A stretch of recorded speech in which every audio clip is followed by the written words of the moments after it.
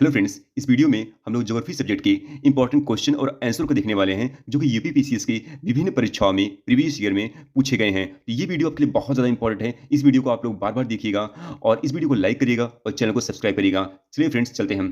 पहला क्वेश्चन है वह राज्य जिसकी सीमा भूटान से नहीं लगती, वो कौन-सा राज्य है फ्रेंड? वह राज्य है मेघालय। कौन-सा राज्य है भूटान से सीमा नहीं लगती? उसका मेघालय से सीमा नहीं लगती। भारत की राज्य तटरेखा पे स्थित हैं कितने राज्य हैं? 9 राज्य। कर्क रेखा होकर गुजरती है त्रिपुरा, मिजोरम और पश्चिम बंगाल से। कर्क रेखा आपके 8 राज्यों से होकर गुजरती है। इसमें यह है त्रिपुरा, मिजोरम, पश्चिम बंगाल। आगरा और दार्जिलिंग एक ही अक्षांश पे स्थित हैं, किंतु जनवरी में आगरा का तापमान 16 डिग्री सेल्सियस और दार्जिलिंग का कितना होता है? 4 डिग्री सेल्सियस। फ्रेंड्स आगे बढ़ते हैं। संसार का लगभग 2.4% क्षेत्र आता है भारत के अंतर्गत। जो टोटल संसार का क्षेत्रफल है, उसमें भारत का क्षेत्रफल कितना है? 2.4%। ठीक है। भारतीय उपमहाद्वीप का वह देश जहां राष्ट्रपति प्रणाली का शासन है, वो कौन सा है? श्रीलंका में है फ्रेंड। में कन्याकुमारी जो है कहाँ अवस्थित है? वह है फ्रेंड भूमध्य रेखा के उत्तर में। ठीक है। चलते हैं फ्रेंड। प्रायद्वीपीय भारत का सबसे दक्षिण बिंदु कन्याकुमारी स्थित है भूमध्य रेखा की कहाँ? उत्तर में। वह एक शहर जो कर्क रेखा के एकदम समीप है, वो कौन-सा शहर है? कोलकाता। भारत का वह नगर जो कर्क रेखा के सबसे नज़दीक है, वह है उदयपुर, त्रिपुरा। कर्क रेखा से निकटतम दूरी पर स्थित नगर कौन-सा है? गांधीनगर। वह भारतीय राज्य जो कर्क रेखा के उत्तर में स्थित है, कौन-सा है? मणिपुर।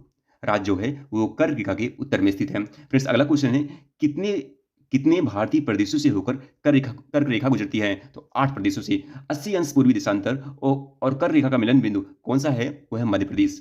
10 डिग्री चैनल पृथक करता है अंडमान को निकोबार द्वीप से। फ्रेंड्स आगे चलते हैं। भारत की प्रमाणिक मध्याह्न रेखा कहाँ कहलाता है? 82 डिग्री 30 मिनट पूर्वी देशांतर। यदि भारत मानक समय यमोत्तर पर मध्याह्न है, तो 120 डिग्री पूर्वी देशांतर पर स्थानीय समय होगा, वो होगा फ्रेंड करीब 14:30 मतलब अढ़ाई बजे। ठीक है। भारतीय मानक समय यमोत्तर के सबसे नज़दीक स्थित है, वो है मिर्ज़ापुर। भारतीय मानक समय लिया जाता है प्रयागराज की नैनी से। मालदीव के साथ भारत की समुद्री सीमा बनाती है 8 डिग्री चैनल। 9 डिग्री चैनल अवस्थित है लक्षद्वीप और मिनिकॉय के बीच में। यदि अरुणाचल प्रदेश में तिरप में सूर्योदय 5 बजे होता है, तो गुजरात में कि कंडाला में सूर्योदय होगा 7 बजे, यानी 2 घंटे का अंतर आता है फ्रेंड। ठीक है। भारत का वह राज्य जहाँ सूरज सबसे पहले दिखाई देता है, कौन-सा राज्य है? अरुणाचल प्रदेश। भारत का सुदूर दक्षिण बिंदु कौन-सा है? इंदिरा पॉइंट। भारत ने नई सहस्त्रवादी के सूर्योदय की पहली किरण किस देशांतर पर देखी है? 92 डिग्री 30 मिनट पूर्वी देशांतर पे। भारत का ग्रीनविच कहा जाने वाला स्थान कौन-सा है? उज्जैन। रेड क्लिफ लाइन सीमा निर्धारित करती है भारत और पाकिस्तान के बीच। डुरंड लाइन किसके साथ भारत की सीमा निर्धारित करती है? अफगानिस्तान के साथ। सूर्य की अनुलंबित किरण कभी नहीं प्राप्त होगी किसको? श्रीनगर को। यदि अरुणाचल प्रदेश में सूर्योदय के समय 5 बजे हो, तो सौराष्ट्र में सूर्योदय के समय संभवतः क्या होगा? 7 बजे सुबह। भारत का पश्चिमतम भाग क्या है? दक्कन का पठार। फ्रेंड्स अगला क्वेश्चन है जो राज्य और संघ राज्य क्षेत्र से संबंधित क्वेश्चन है, वो है कि भारत का वह राज्य जिसकी तटरेखा सबसे लंबी है। किसकी तटरेखा सबसे लंबी है? वो फ्रेंड है आपका गुजरात। ठीक है। गुजरात की तटरेखा सबसे लंबी है। सिलवासा राजधानी है। किसकी राजधानी है? दादर नगर हवेली की। भारत का सबसे बड़ा संघ राज्य कौन सा है? वह फ्रेंड दिल्ली। सारनाथ स्थित है। सारनाथ आपका उत्तर प्रदेश में स्थित है। भारत के केंद्र शासित प्रदेशों में क्षेत्रफल में सबसे बड़ा जिला कौन सा है? सबसे बड़ा कौन सा है? वो लद्दाख। केंद्र शासित प्रदेशों में सबसे बड़ा कौन है? लद्दाख है। याद रखिएगा। उत्तर पूर्व की 7 बहनों के परिवार में 8वीं बहन सम्मिलित हुई, कौन है? सिक्किम। वह राज्य जो 3 तरफ से बांग्लादेश से घिरा है, वह है त्रिपुरा। भारत का सबसे छोटा केंद्रशासित प्रदेश कौन सा है? लक्षद्वीप। वह शहर जो भारत के किसी राज्य की राजधानी नहीं है, वो कौन सा है? गुवाहाटी। सीमावर्ती देशों की बात करते हैं। मैकमोहन रेखा सीमा रेखा बनाती है भारत और चीन के बीच। भारत की राज्य और संघ राज्य जो पाकिस्तान से सीमा बनाते हैं, पंजाब, जम्मू कश्मीर, राजस्थान और गुजरात। वह भारत का वह राज्य जिसकी 3 तरफ अंतर्राष्ट्रीय सीमाएँ हैं, वो है त्रिपुरा। वह राज्य जिसकी सीमा बांग्लादेश और म्यांमार से लगी हुई है, कौन-सा है? मिज़ोरम। म्यांमार सीमा के सहारे भारतीय राज्यों का उत्तर से दक्षिण का सही क्रम अगर देखें, तो अरुणाचल प्रदेश, फिर इसके बाद नागालैंड, फिर इसके बाद मणिपुर और इसके बाद मिज़ोरम है। अगर ये मैचिंग क्वेश्चन है फ्रेंड, इसमें दिया है आपका ब्लू फ्लैग प्रमाणन प्राप्त तट और उसकी अवस्थिति से रिलेटेड दिया है। जैसे घोघला कहाँ है? दीव के पास है। घोघला आपका कहाँ पे है? ये दीव और इसकी कासारकोड कहाँ है? कर्नाटक में है। कप्पड़ कहाँ है? केरल में है और रासिनकोडा कहाँ है? ये आंध्र प्रदेश में। ये याद रखिएगा, घोघला तट दीव के पास, कासरकोड कर्नाटक और कप्पड़ केरल और राशिकोंडा आंध्र प्रदेश में। याद रखिएगा फ्रेंड। भारत के प्रदेशी जल क्षेत्र का विस्तार कितना है? तट से 12 समुद्र मूल तक। भारत का वह राज्य जिससे कर रेखा नहीं गुजरती, मणिपुर है। इसको मैचिंग कराने का है, चंडीगढ़ प्रशासनिक नगर बोलते हैं, शांति निकेतन शैक्षिक नगर बोलते हैं, धनबाद को खनन नगर बोलते हैं, आबू को पर्यटन नगर बोलते हैं। तो इसको आप याद रखिएगा। अब चलते हैं फ्रेंड्स, पर्वत, पठार और मैदान से रिलेटेड जो प्रश्न पूछे गए हैं ज्योग्राफी में, उसको देखते हैं। ये मैचिंग क्वेश्चन है और यहाँ पे है दर्रा और इसके राज्य और केंद्र शासित प्रदेशों को मैचिंग कराना है। तो दिवासा कहाँ है? दिवासा ये हिमाचल प्रदेश में है, नीति उत्तराखंड में है, चांगला लद्दाख में है, बनिहाल दर्रा आपका जम्मू कश्मीर में है। डोडा बेटा चोटी पहाड़ी श्रृंखला पे स्थित है, नीलगिरी पहाड़ी पे है। फ्रेंड्स आगे चलते हैं। उत्तराखंड के बागेश्वर जिले में स्थित है, क्या स्थित है? हिमालय में त्रिशूल शिखर। उत्तराखंड की बागेश्वर जिले में स्थित है, हिमालय में त्रिशूल शिखर। ठीक है, ये क्वेश्चन आप याद रखिएगा। तो अगला है कि भाई बटेश्वर पहाड़ी पर्वत और भारतीय राज्यों की स्थिति। बटेश्वर पहाड़ी कहाँ है? भागलपुर बिहार में। बिलारी श्रृंखला कहाँ है? कर्नाटक में। चिन श्रृंखला कहाँ है? चिन श्रृंखला मणिपुर में है। और धूसी पहाड़ी ये महेंद्रगढ़ में है। धूसी पहाड़ी याद रखिए, बड़ा अनोखा है, ये महेंद्रगढ़ हरियाणा में है। और चिन श्रृंखला मणिपुर में है, बिलारी श्रृंखला कर्नाटक में और बटेश्वर पहाड़ी भागलपुर बिहार में। चलिए फ्रेंड्स आगे देखते हैं। और ये मैचिंग क्वेश्चन है भारत के राज्यों और सबसे ऊंची चोटी का। तमिलनाडु में डोडा बेटा चोटी सही है, राजस्थान में गुरु शिखर चोटी है, नागालैंड में सरामती चोटी है और मध्य प्रदेश में धूपगढ़ चोटी है। फ्रेंड्स आगे चलते हैं। गुरुल मंदाता शिखर स्थित है, कहाँ स्थित है? हिमालय पर। ठीक है, भारत की सबसे दक्षिणी पहाड़ी श्रृंखला कौन सी है? इलायची यानी इसे कार्डमम पहाड़ी बोलते हैं। जम्मू कश्मीर केंद्र शासित प्रदेश की सबसे लंबी पर्वत श्रृंखला कौन सी है? पीर पंजाल श्रृंखला। भारत में खनिज भंडार के रूप में जाना जाता है कौन सा? धारवड़ क्रम की चट्टानें। ठीक है, आगे चलते हैं। भारत यह एक भ्रंशोत्स पर्वत है और इसका पूर्वी ढाल क्रमशः नीचा होता है, वह पठार है, और इसका उत्तरी ढाल लावा से आच्छादित है। तो ये सभी कथन किससे रिलेटेड है? वह रिलेटेड है पश्चिमी घाट से। कंचनजंगा शिखर स्थित है, कहाँ स्थित है? भारत में सिक्किम के पास और थोड़ा नेपाल से लगा हुआ है। अक्साई चीन का भाग है, लद्दाख का पठार। हिमालय पर्वतची है, महान हिमालय का। फ्रेंड्स आगे चलते हैं, अगला क्वेश्चन देखते हैं। पीर पंजाल श्रेणी पाई जाती है जम्मू कश्मीर में। कुल्लू घाटी जिन पर्वत श्रेणियों के बीच स्थित है कौन सा है? धौलाधर। और पीर पंजाल श्रेणी के बीच में स्थित है कुल्लू घाटी। उत्तर प्रदेशी हिमाचल हिमाचल का सर्वोच्च शिखर कौन सा है? नंदा देवी। वो पहाड़ियां जो पूर्वी घाट और पश्चिमी घाट के मिलन स्थल को बनाती हैं वो कौन सी है? नीलगिरी पहाड़ियां। कार्डमम पहाड़ी जिनकी सीमाओं पर स्थित है वो है केरल और तमिलनाडु। ठीक है, भारतीय प्रायद्वीप की सबसे ऊंची चोटी कौन सी है? वो है अनाईमुडी। नंगा पर्वत अवस्थित है जम्मू कश्मीर में। लघु हिमकाल माना गया है 1650 ईस्वी से 1870 ईस्वी के बीच में।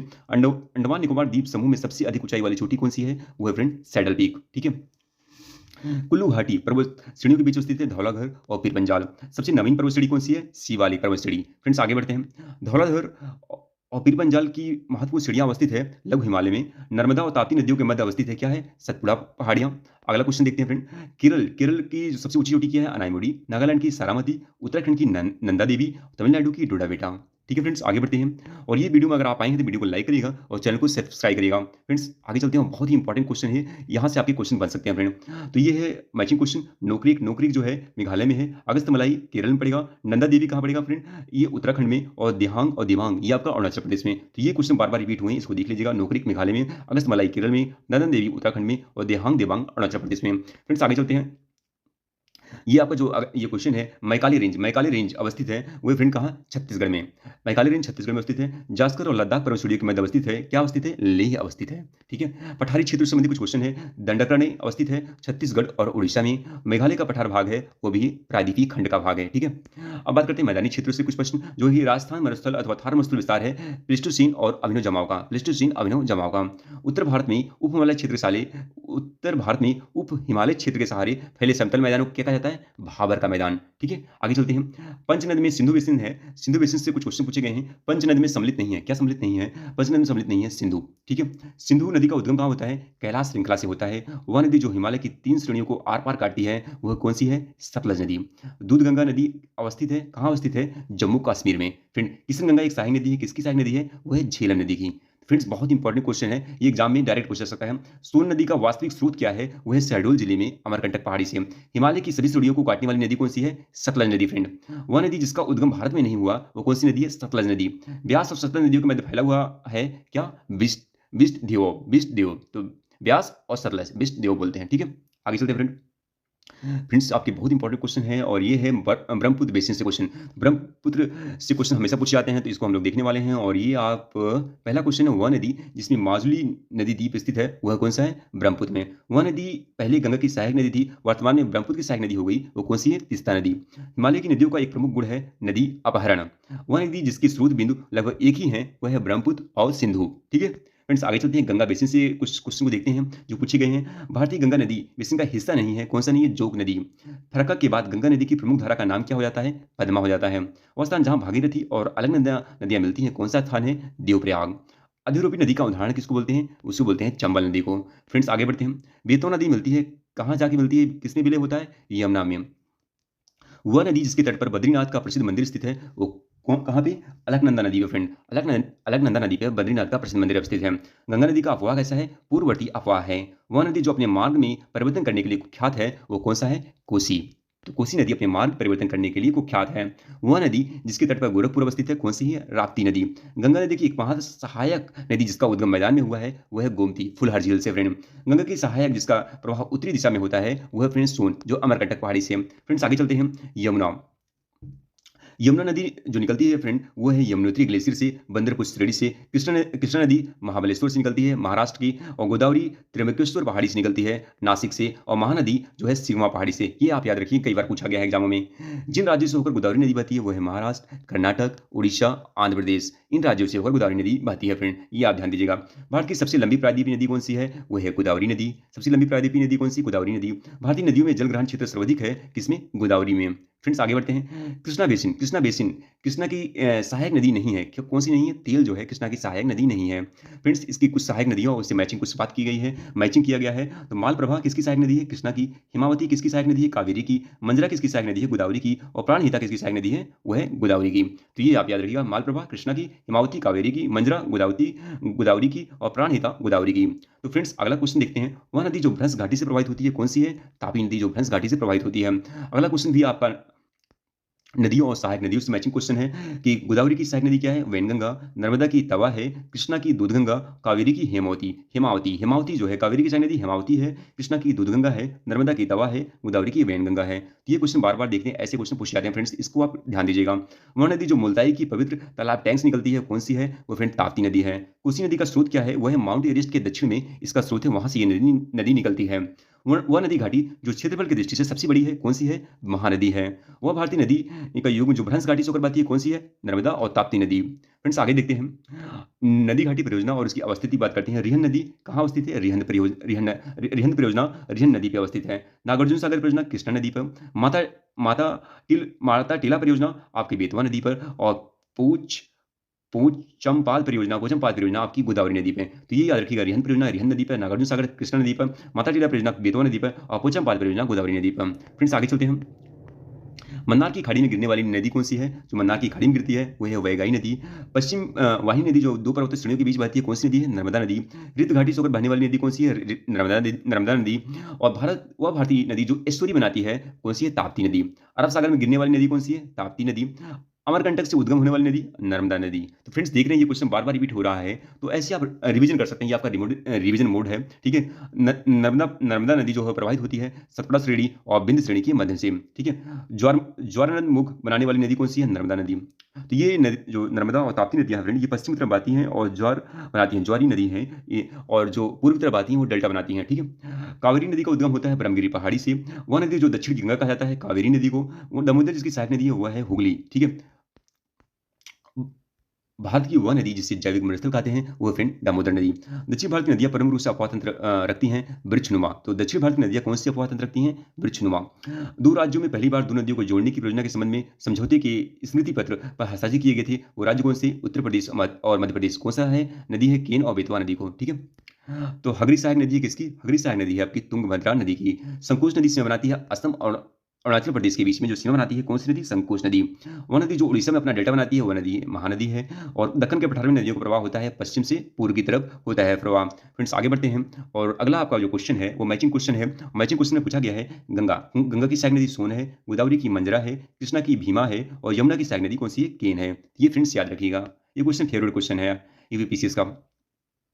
विष्णुप्रयाग नदियों के संगम पर अवस्थित है धौलीगंगा और अलकनंदा। धौलीगंगा अलकनंदा के संगम पर क्या है? विष्णुप्रयाग है। धौली स्थित है भुवनेश्वर में।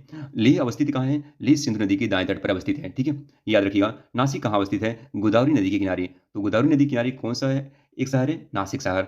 और अगला क्वेश्चन आपका है फ्रेंड, वो है अगला क्वेश्चन आपसे पूछा गया है, वो है औरंगाबाद शहर का पुराना नाम क्या था? औरंगाबाद शहर का पुराना नाम था खिरकी, याद रखिएगा, खिरकी इसका नाम था।